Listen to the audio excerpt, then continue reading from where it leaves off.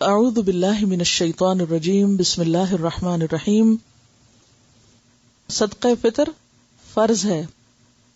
صدقہ فطر کا مقصد روزے کی حالت میں سرزد ہونے والے گناہوں سے خود کو پاک کرنا ہے، کیونکہ صدقہ گناہوں کو صاف کرتا ہے. صدقہ فطر نماز عید سے قبل ادا کرنا چاہیے، ورنہ عام صدقہ شمار ہوگا. صدقہ فطر کے مستحق وہی لوگ ہیں جو زکوٰۃ کے مستحق ہیں. حضرت ابن عباس سے روایت ہے کہ رسول اللہ صلی اللہ علیہ وسلم نے صدقہ فطر روزے دار کو بےہودگی اور فحش باتوں سے پاک کرنے کے لیے نیز محتاجوں کے کھانے کا انتظام کرنے کے لیے فرض کیا ہے. جس نے نماز عید سے پہلے ادا کیا اس کا صدقہ فطر ادا ہو گیا، اور جس نے نماز عید کے بعد ادا کیا اس کا صدقہ فطر عام صدقہ شمار ہوگا، یعنی اس کا پھر وہ فائدہ نہیں جو اصل صدقے کا ہے.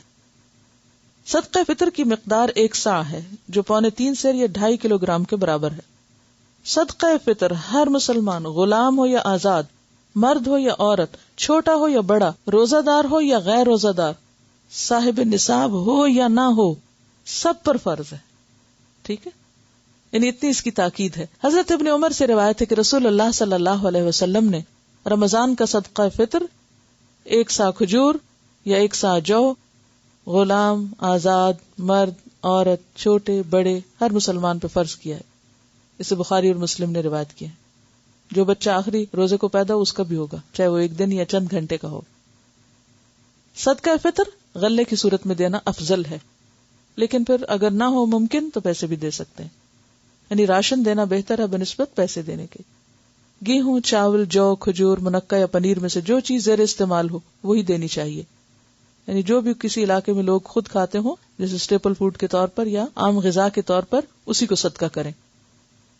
عن ابی سعید رضی اللہ عنہ یقول كنا نخرج زکاة الفطر صاعا من طعام و صاعا من شعیر و صاعا من تمر و صاعا من اقط و صاعا من زبیب متفق علیہ. حضرت ابو سعید رضی اللہ عنہ فرماتے ہیں کہ ہم صدقہ فطر 1 صاع غلہ یا 1 صاع جو یا 1 صاع کھجور یا 1 صاع پنیر یا 1 صاع منقع دیا کرتے تھے. منقع کیا ہوتا ہے؟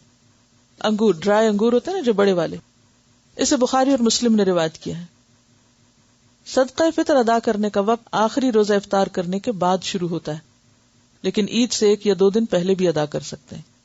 صدقہ فطر گھر کے سرپرست کو گھر کے تمام افراد، بیوی، بچوں اور ملازموں کی طرف سے ادا کرنا چاہیے. حضرت نافع سے روایت ہے کہ ابن عمر گھر کے چھوٹے بڑے تمام افراد کی طرف سے صدقہ فطر دے دیتے تھے، یعنی اگر آپ کے ہسبینڈ اگر آپ کا بھی دے دیں تو بہت اچھی بات ہے، حتیٰ کہ میرے بیٹوں کی طرف سے بھی دے دیتے تھے.